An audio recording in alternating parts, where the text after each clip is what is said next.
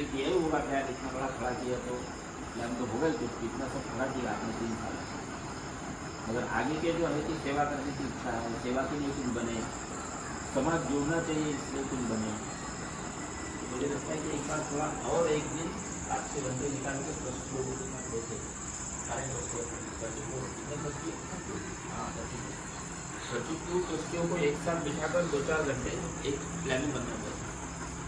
सब प्रकार के विचार उसमें हो, सभी प्रकार के लोग अपनी अपनी बात बताएं कि ये करने से क्या होगा, ये क्या करना चाहिए, इससे क्या होगा, ये कैसे करें। सबके साथ चर्चा करके एक डिज़ाइन हो जाए प्लान पूरा वर्कआउट, और फिर उसके अनुसार थोड़ा एक स्टेज आगे गए तो फिर सबका सहयोग रहना जरूरी है, लोगों का आना जाना बहुत जरूरी है। यानी इस मंदिर में भी लोग आए, ऐसे कार्यक्रमों की योजना बननी चाहिए हर महीने में कि यहाँ पर 2-1000 लोग आए, 1000-1500 लोग हर महीने में यहाँ आने चाहिए। तो फिर वो थोड़ा डेवलप होगा तो अच्छा रहेगा। अभी तो ये अच्छा है कि टूरिज्म है, लोग खाना खाने के लिए रुक जाते हैं क्योंकि रोड टच है, अच्छा दिखता है, बढ़िया गाड़ी में से आती जाती है इसलिए रुकते, वो अच्छी बात है, रुकेगी।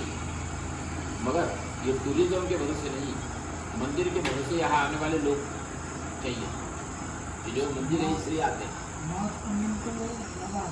हाँ अच्छा, 2 दिन आते हैं, ये कुल देवता करने के बाद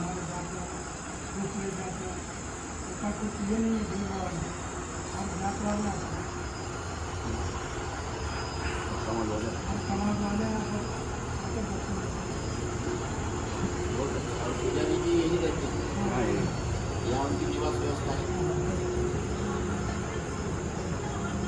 क्योंकि यहाँ पे क्या गाँव 7-8 किलोमीटर दूर है ना, और इधर का 1.5 किलोमीटर 1.5 किलोमीटर मैं हमारा गाँव इधर ही है।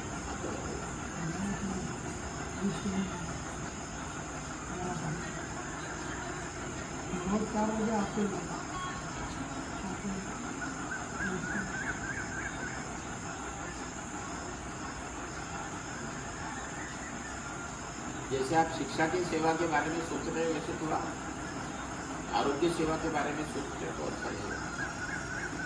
क्योंकि स्कूल बनाना बहुत बड़ा प्लान है, स्कूल के लिए फिर सरकार की मान्यता और CBSE, फिर उनके नियम, उनके अनुसार टीचर लोगों की भर्ती, फिर सारी बातें, और स्कूल चलाना अभी ये है भुक्तभोगी इनके 2 स्कूल है। तो वो अपना कितना भी मन में रहा तो 100% अपने विचारों से स्कूल चलाना कोई आसान बात नहीं है, क्योंकि सारे रूल रेगुलेशन फॉलो करने पड़ते हैं गवर्नमेंट के भरोसे रहना पड़ता है। तो फिर हमारा विचार धरा का धरा रह जाता है और उनके साथ में रहेगी, क्योंकि वो लाभ वैसे वो देते। इसलिए वो अच्छी बात है, करना ही आपने जो भी आपके मन में होगा स्कूल का जो भी है मॉडल। अगर एजुकेशन के साथ साथ यदि ये हेल्थ का शुरू हो गया थोड़ा, तो इसका लाभ बहुत बढ़िया होगा। एक एम्बुलेंस मंदिर के नाम से, ट्रस्ट के नाम से, और ये जो अड़ोस पड़ोस के 15-20 छोटे गांव हो गए, तहसील के केवल छोटे छोटे गांव, क्योंकि आरोग्य सेवा की ज़रूरत शहरों से ज़्यादा ग्रामीण लोगों को ज़्यादा है। शहरों के लोग तो हॉस्पिटल में चले जाते हैं, देहात का व्यक्ति जो है वो वैसे आंग पे ताप निकाल लेता है, वो जाता नहीं हॉस्पिटल में, उसको 2-3 दिन में ठीक हो जाएगा, आज सवेरे लग रहा है शाम तक अच्छा हो जाएगा, जाता नहीं है, और फिर एक आधा बढ़ जाता है, फिर उसे दिक्कत आती है, कोई वहाँ पहुँचाने वाला नहीं।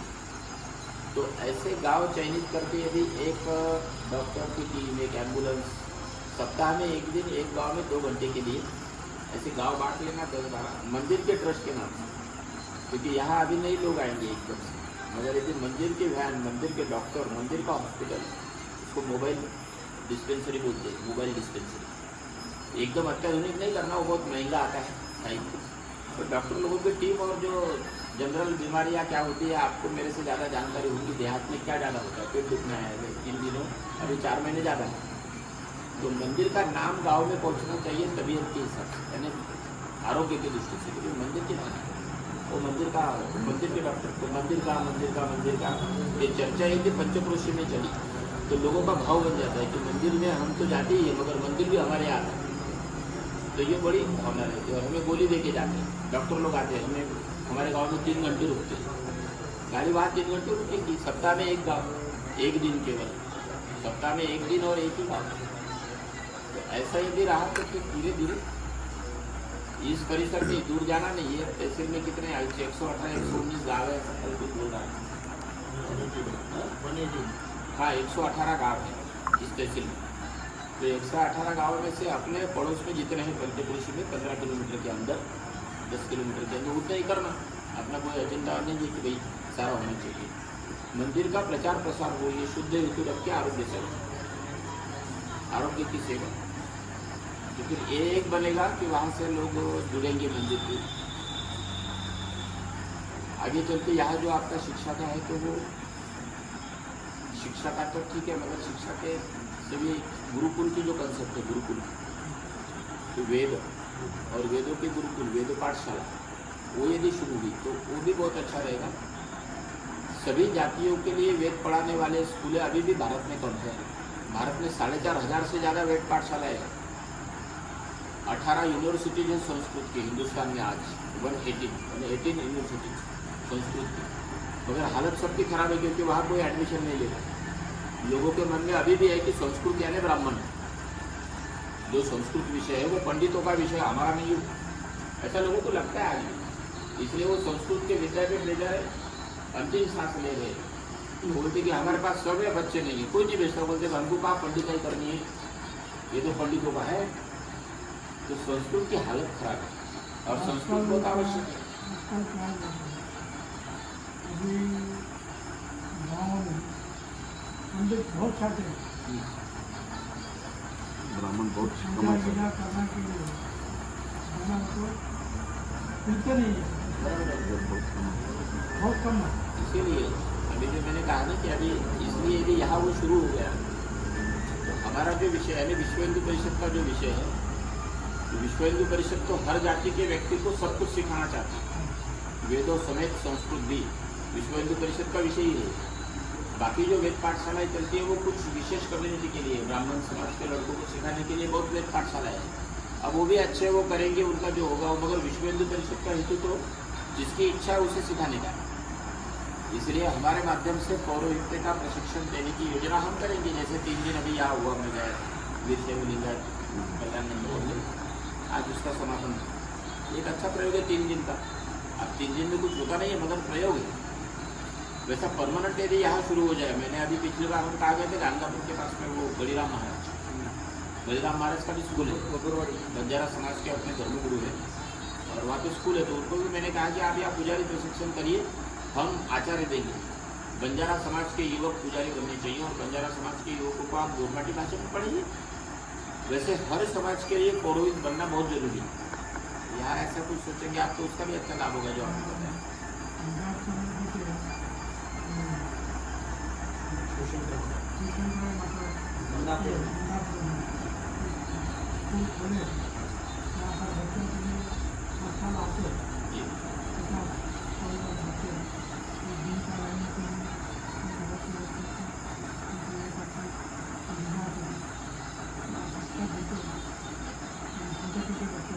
एक दिन एक महीना यहाँ पर रहते हैं। नहीं, यहाँ पे किंदापुर है, यहाँ छोटे 50 4 किलोमीटर है। वहीं पे 50 बच्चों के लिए, जो बच्चे बिलो 15 ईयर्स के उनके लिए ही है। हाँ, तो वो लोग ये हर एक दिन एक मंदिर पे जाते हैं, वहाँ भी आते हैं। एक दिन के लिए आते हैं यहाँ। आके उनको शिक्षा देते थे, उनको खाना वाना खिलाते, उनको जाते हैं। नहीं, अच्छा है हमारा उद्घाटन सत्र में उनके हाथ से उद्घाटन होगा जी। नहीं, इसकी आवश्यकता इसलिए है क्योंकि लोगों ने पौरोहित्य ठीक से समझा नहीं है। पौरोहित्य यानी ब्राह्मण नहीं है।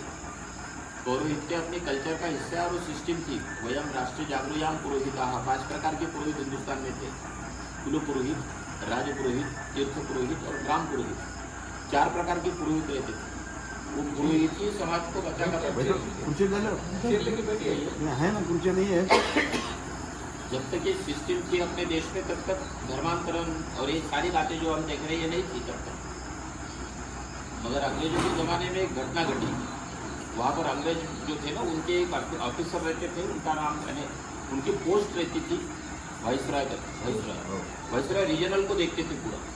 और फिर समाज का अच्छा डेटा हमारे पास पहुँचना चाहिए, कंडीशन क्या है पता होनी चाहिए। इसलिए ओपिनियन मेकर लोगों में वो कुछ डिग्रियाँ बांटते थे। उसमें का एक था राय बहादुर उपाधि दी जाती थी। जैसे आज पद्मश्री वगैरह दी जाती है ना, पद्मश्री पद्मभूषण, वैसे अंग्रेजों के समय में अमीर लोगों को, श्रीमंत लोगों को, अमीर ऐसे लोगों को